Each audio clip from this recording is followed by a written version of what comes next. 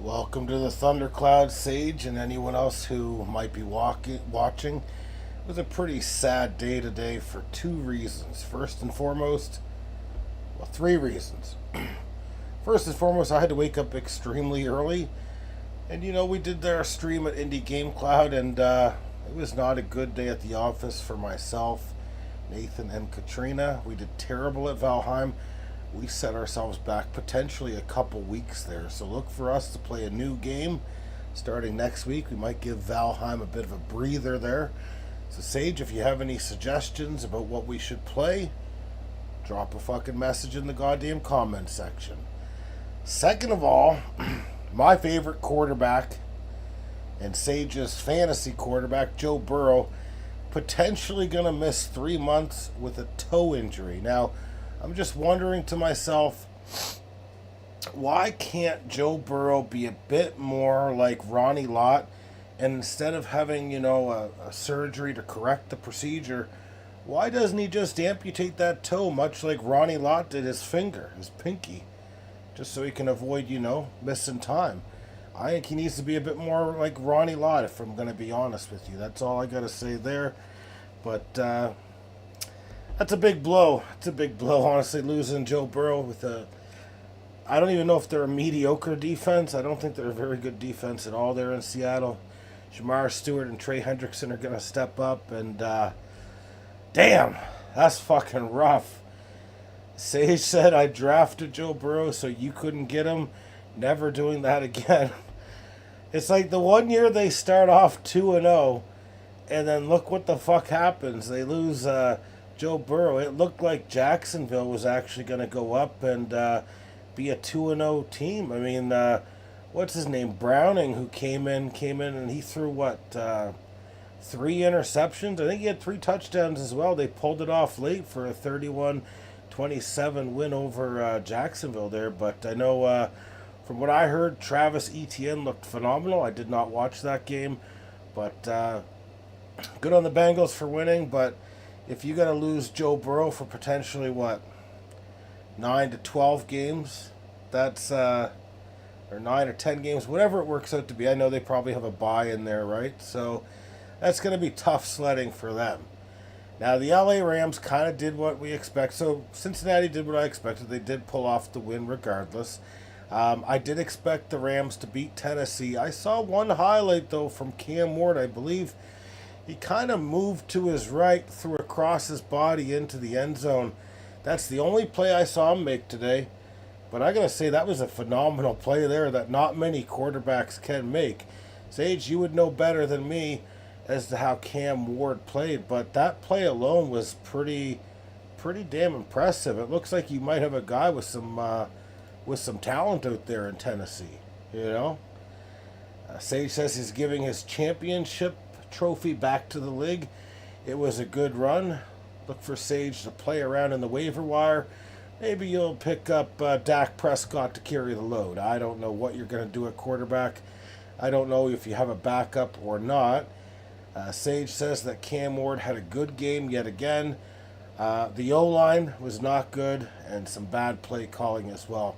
I don't know if it's necessarily bad play calling. I think when you have an offensive line, it makes the play calling look a lot better. So I wouldn't necessarily hold it against Callahan here, but I didn't watch the game, so I can't really critique the play calling at all, if I'm being honest with you.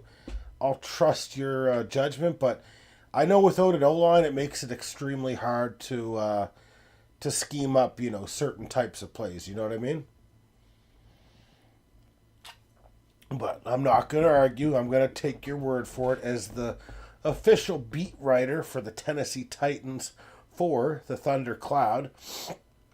Sage says, brother, we had a pick and got into Rams territory, and we don't take shots at the end zone and go for 3. Oh.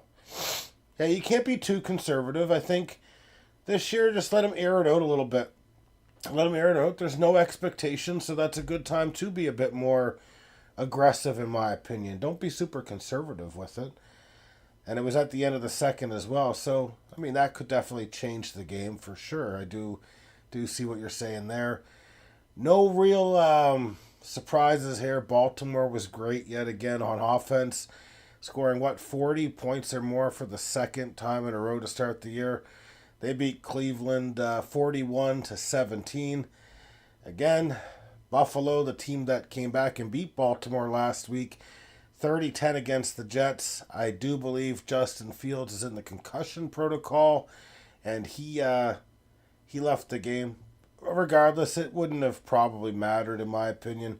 I don't think the Jets are that good, and Buffalo is a hell of a team. They are a monster for sure. Now going 2-0. We got a quote going back to Tennessee just for a second here. Cam Ward even said, "I always want to push the ball down the field." Goes on to say, "It's a joke. Coach sucks. His dad is supposed to be the greatest O-line coach of all time. Ain't doing dog shit either. Fuck the Callahans," Sage says, but not the Tommy Callahan's auto parts people. So, good save there, or else I might have ripped you one. Anyways, it's kind of funny. So, Miami, to me, potentially maybe the worst team in football along with New Orleans, in my opinion. But New England almost lost that game. They did win 33-27. I just find it funny sometimes how the teams that generally do the best in the offseason are usually dog shit. So I'll throw the Chicago Bears in there. So, but New England and the Bears were considered two teams that were going to be great. They had such a great offseason for free agency. Well, didn't really work. Now, New England did win 33-27. I just think the level of competition in Miami is not that great. So, I mean, it's good to get a win, go 1-1, but they could very easily have lost that game today. San Francisco did squeak out a fucking victory against New Orleans, 26-21. Spencer Rattler and the New Orleans Saints did have a chance to win that game, to be honest. But then, all hell broke loose at the end there for them, and they just couldn't get it done. I'm just going to take another quick peek here. The Pats win is what I expected, honestly. A Vrabel coach team isn't going to blow teams out. So, yeah, they'll keep it close. But, I mean, they did let 27 points to the Dolphins. That's quite a bit of points. So, I'm just wondering about their defense a little bit there. They put up points, though. Russell Wilson looked great until he didn't. This kind of tells you, Dallas, I don't know. Dallas was all about, let's, make this trade of Micah Parsons and improve our run game. Well, they couldn't stop Russell Wilson today. Russell Wilson put up 37 points. The only reason why this game went to overtime is because Brandon Aubrey is an absolute stud at kicking. Kicked the 64-yard field goal to take it into overtime. And then Russell Wilson threw a stupid pick, but I think he threw 400 yards today or something. So, Dallas, you need to get better against the pass, brother. You got to get a little bit better against the pass, in my opinion. Before we move to the next one, Sage says, Pat's defense is a work in progress too, I think. I think so too. They do have some decent pieces that they can kind of build around, but they're not going to win the division. I do think they're going to win more games than last year, which, that could be 6 or 7 wins, but that's still a step in the right direction. I don't think they're going to be a team that can win 9. I think their ceiling is 8, is what I would say for this year. Now, it's kind of funny, Detroit, it was kind of written off after the Packers game. Well, Detroit played a great defensive team in the Green Bay Packers. This week, the Chicago Bears weren't fooling them at all. Jared Goff threw 5 touchdowns and Detroit won 52-21. So obviously Chicago's got a lot of work cut out for them, in my opinion. And it kind of makes me think, everyone that's J.J. McCarthy was so great last week in 1 out of 4 quarters. He was fucking terrible tonight for 4 quarters. So he's 1 for 8, and that's against Chicago Bears defense, who just let 52 fucking points. Absolutely fucking atrocious, if you ask me. Now, this game here, Pittsburgh, obviously I'm going to be going for Pittsburgh this year. They do have Aaron Rodgers. He did throw his 508th touchdown of his career to tie Brett Favre. He had 2 picks today. They lost 31-17 to the Seattle Seahawks. The the fact of the matter is, this game was like anyone's ball game. Uh, Caleb Johnson on a return, it hit his fingers, and then he turned the ball over. You can't have that on special teams in a game that's a one-score game. So Pittsburgh very well could have won that game, but you can't have those miscues on special teams. That's just too much to kind of come back from, if you ask me. Now, Indianapolis Colts, they actually had an impressive win this week. Now, in the first week, they did, kind of handle the Miami Dolphins. They squeaked out a victory tonight against, or today, I should say, against Denver, who is a pretty good team, in my opinion. They won 29-28, so it was a very close game. But Denver, typically pretty good defense. Bo Nix, I really don't know what he did this game. All I really saw was Daniel Jones make a big play to Jonathan Taylor. Don't have a whole lot to say about that game, but that's a big win for the Colts. They're 2-0 now. Sage says him and Brian Callahan learned the same rule of book of dipshits. Sage obviously does not like Brian Callahan, is what I'm starting to gather from the comments that he is making here. Now, Arizona, I was kind of right. I thought Carolina would keep it close. Now, Carolina lost 27-22 against the Arizona Cardinals. What Bryce Young needed to do better, from what I understand, is he started the game out with 2 turnovers. You can't do that and expect to win the game. It's just not. You're just backing yourself up too much. So I think Bryce Young does have a bit of talent. I actually do like him a little bit. But you got to do better than that. You can't start the game with 2 turnovers, man. That's just going to fucking completely kill the team. Now, the next thing that we got to go over is the Philadelphia Eagles going on the road against Kansas City and winning 20-17. Kansas City's now 0-2.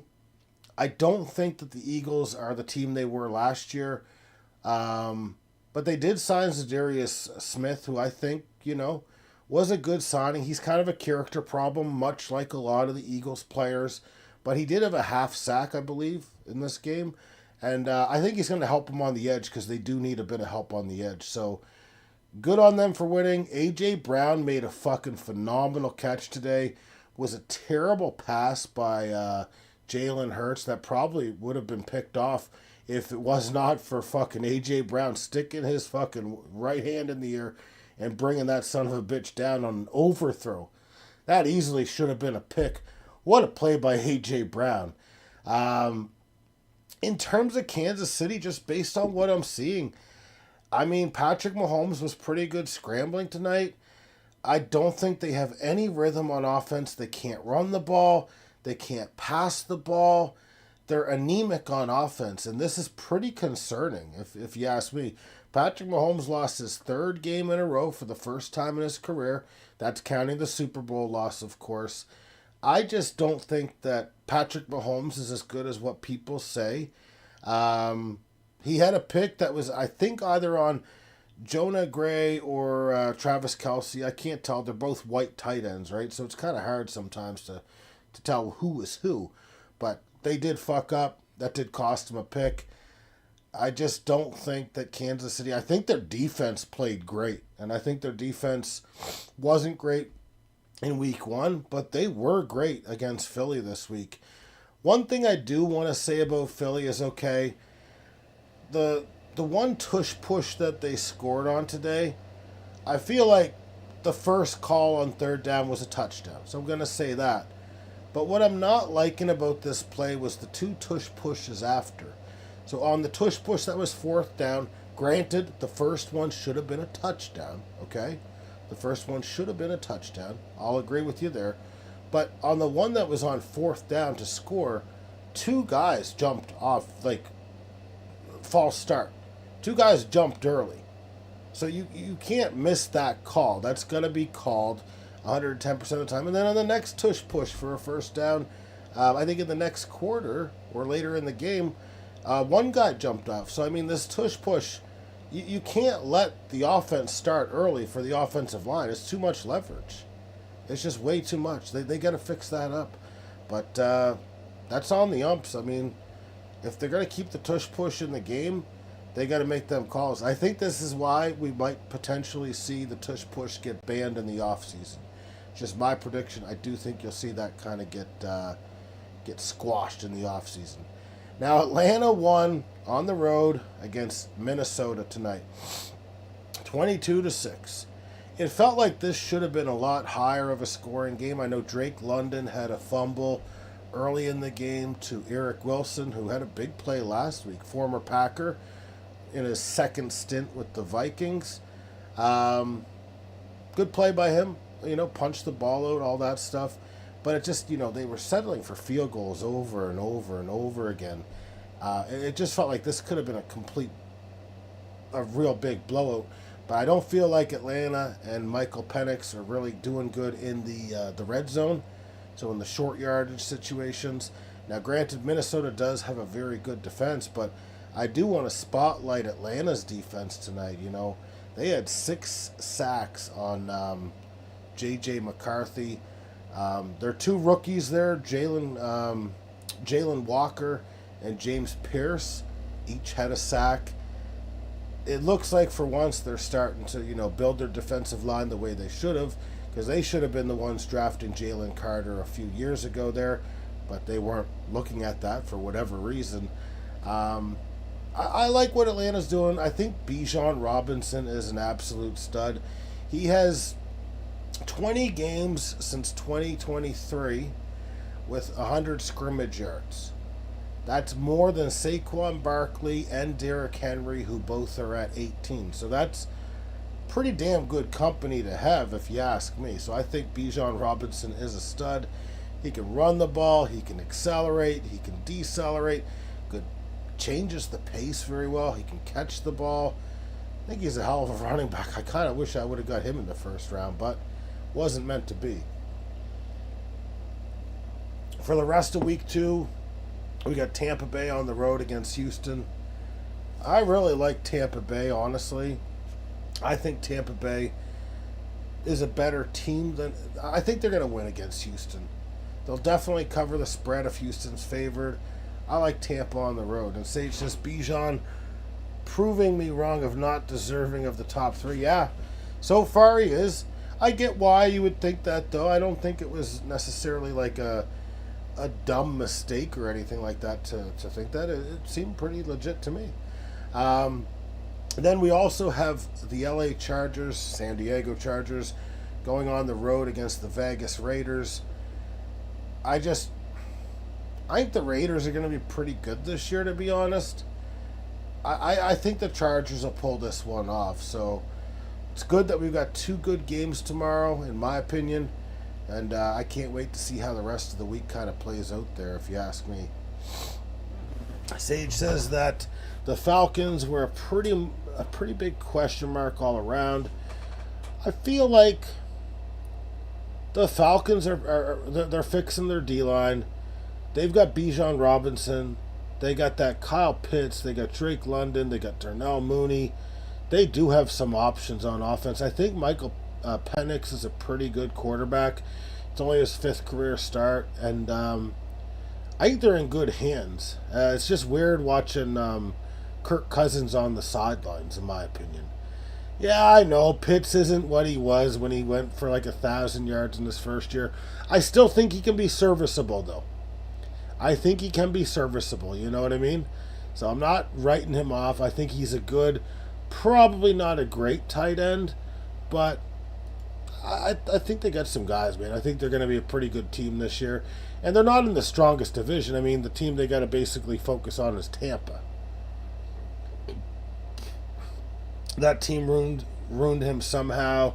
He does have a good skill set. When you kind of look at him and kind of how he moves and how he flashes a bit, he's a good athlete that moves, in my opinion, a lot like a wide receiver, right? In his frame, he looks like he moves like a wide receiver. He's very, fluid in how he moves. So I don't know. Maybe when he leaves Atlanta, that's when he'll figure it out. But I agree, he's got a very good skill set. Now the Cowboys did make what I think is a good signing tonight.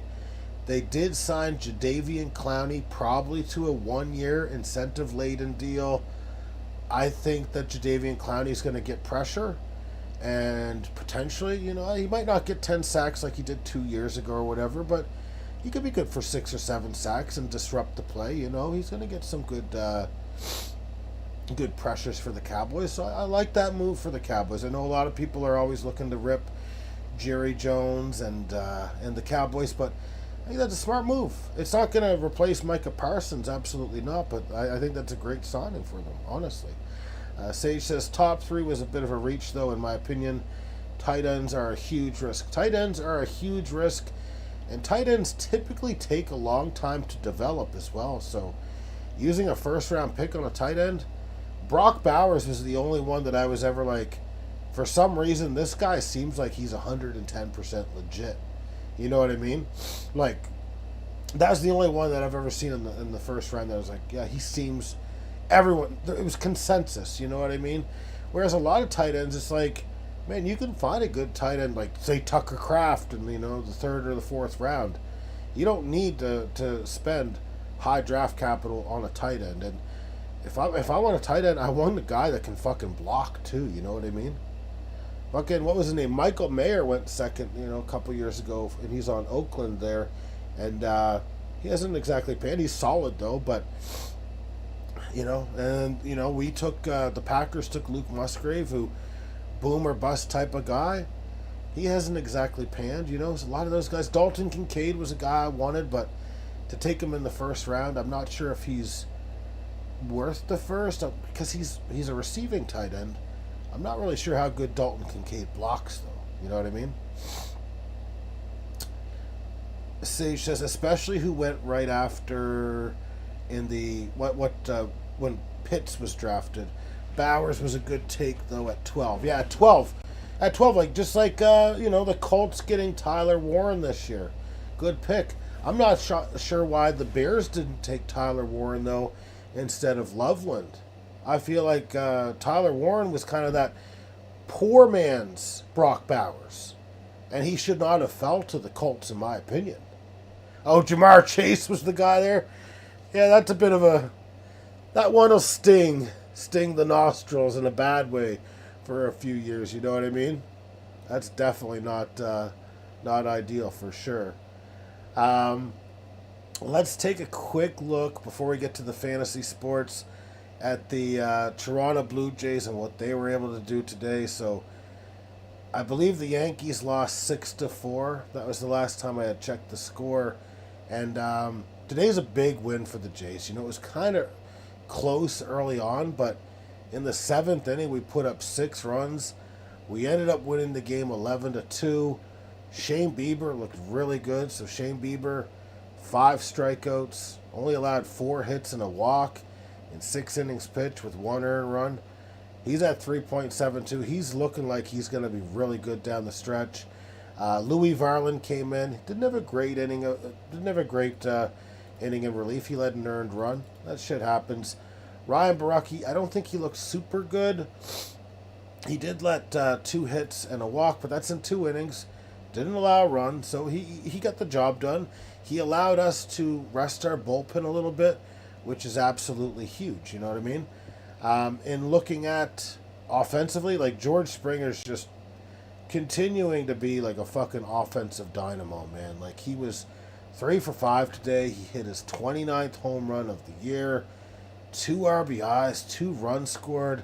This motherfucker's at a 949 OPS. Like, amazing. Just amazing what he's been able to do this year in his age 35 season.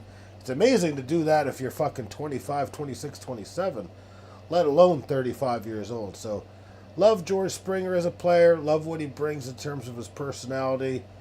I think he's just a phenomenal player. And, a lot of people that wanted to, rip the Jays for signing him to a 6-year, $150 million deal. He helped us get guys. He helped us sign, like Kevin Gossman and Chris Bassett. A lot of guys aren't going to come here if we don't have Springer on the roster, So he was kind of like that first one that kind of helped us start signing some big names, man. Scheider was 0 for 1 today. Lucas 1 for 3 today. He's continuing to play pretty good role for us. Vlad was 0 for 3 with a walk, so that's not the end of the world. Ty France 0 for 1. Addison Barger had a huge double today, 1 for 5, but 3 RBIs, and it was a timely one as well. Alejandro Kirk 3 for 4 today, a run scored and an RBI. Heineman came in, scored a run, pinch running for Alejandro Kirk. Varsho continues to play, 2 for 4. Miles Straw came in late to replace him. Ernie Clement had a big double down the line as well. He was 2 for 4 with 3 RBI and a run scored. Joey Loperfido, 1 for 4, 2 RBIs. It's pretty fucking productive. And our worst hitter, I really want Jimenez to get it going because he was 1 for 4 today. He's at a 599 OPS. Get that OPS above 630 by the end of the year, please. Just hit 3 or 4 home runs just so your numbers look better. You're a great defender, but man, that offense is really fucking lagging, man. That offense is just fucking brutal. But I do like Jimenez as well. Worst case, just fucking platoon him with fucking Ernie Clement or whoever, not John Schneider, but Davis Snyder, and just be done with it. Now, the standings are extremely favorable for the Jays today. I kind of look at this game today for the Jays as being one of their biggest games of the year. Because, like I said, if the Jays win today, and they did, and the Yankees lose, you're 4 games up. So you're 4 games up on the Yankees. So that means, like, okay, if we win 6 games, that brings us to 93 wins. The Yankees have to win 11. So Jays go fucking what? 6-7 to close out. The Yankees would then need to go 11-2. Let me just do the math here. Because how many games we got left? Not a whole lot. So Jays 6-7, so that's 13 games left. The Yankees, have to go basically 11-2. So it's not gift wrapped, you know. The Jays could definitely go fucking, I don't know, they could definitely go like 4 wins or something like that. I'm just saying, like, winning 6 games out of 13 is not a stretch for this team. You know what I mean? They've got a fucking 584 win percentage. They're 25 games above 500. It's a very timely 4-game winning streak. Yankees have been playing good, but it's just time for us to kind of close it out, man. Just close it out, win the division, so that I don't have to fucking lose all this sleep. But honestly, a great year for the Jays. They've got a lot of talent, but you know, one thing they've got that they haven't had a lot of other years, they've got a lot of grit. These guys are battle tested, man. Like, they just fucking find ways to win that are unorthodox too. They're not just hitting home runs, man. They're doing small ball. They're doing a lot of good things there. Now, I was wrong yesterday when I said that Trey Savage was coming to pitch, for the bullpen for the Jays, because that's honestly what I had expected. Now, he might do that, especially in the playoffs, that sort of thing. But actually, Trey Savage is going to make his Major League debut tomorrow against the Tampa Bay Devil Rays. I'm really interested to see what our top prospect has in store. Doesn't walk guys, strikes guys out, has great stuff, multiple pitches. I'm really excited to see what this guy can do. And let's just keep it moving. Let's just keep it moving for a few more games so I don't have to stress out so much. So great work for the Jays. Let's take a look at how the cookie crumbled in the Pete Rose Bowl cut. So we are entering the finals starting tomorrow in the illustrious Pete Rose Bowl cut. I've punched my ticket there as the 1 seed. I've won 13-3 against Alejandro's unastounding team. Blew her out of the water like I did, a couple times during the season. Now, this is the first ever tie in the playoffs that we have had where, someone's going to move on. Obviously, it's based on seeding. Next year, we're kind of looking into seeing if we can do it, based on who wins the head-to-head matchups. Regardless, Tommy Callahan's Auto Parts did tie 8-8 against Annette's awesome team. Kind of the good thing, the funny thing is, like, okay, let's say the next 2 weeks go by And, you know, me or Sage will win. Obviously, one of us will win. But if her team is, like, better than us in the next two weeks, she could be the people's champion. She could be the people's champion. Because she never lost. She never lost, so great little series there. And it came right down to the wire. You look at some of those stats, it was within fractions of fractions of fractions. It was a close fucking series. Vlad the Impalers did beat the Dark Sliders 14-2. Not that those games matter. I don't even know if Dan was setting his roster or not, if I'm honest.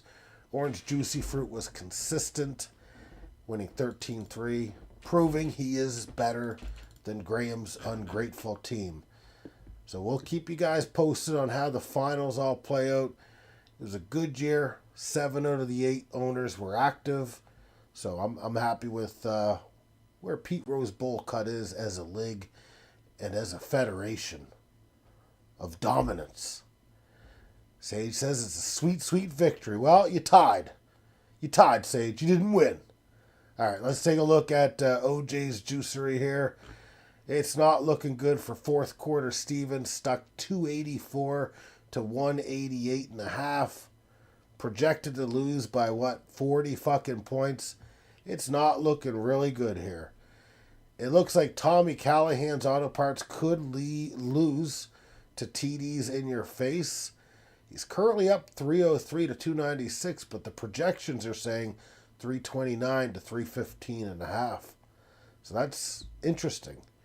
Deflate These Balls could potentially be getting his first loss to Tim Tebow's Bible Club. He stuck 265.5 to 229. The projections say 324 to 264.5. That's big obstacle to overcome. And Hard Count Net looking to get in the win column, up 260.5 to 181.9 against Patchwork Pigskins. Projection is a 100-point win for Hard Count Net. So looks like we're going to have a competitive football league as well, which is the way that we want it in any of the fantasy leagues that we do. We don't want it to be just a bunch of pushovers. We want to earn it. We want to earn this shit. Sage says would have won it regardless. Well, Sage, I'm going to add a stat next year. You know, if we had added fielding percentage, I think she would have beat you. I think she had better fielders than you, Sage.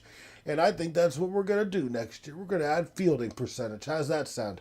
Actually, fielding percentage is not a great stat to go by, so let's not do that or assists. If there was good defensive stats, I would love to add it. If there was good stats, I would love to add it. But I don't really think that there is, man. It's just, it would be too risky. DRS would be a good one. Defensive runs saved is usually a really good indicator of who's really good at defense and who's really bad at defense. Do you know who the worst DRS is of all time, Sage? I just want to ask you a question. I know you're not a super big baseball fan, but do you know who has the worst defensive runs saved of all time?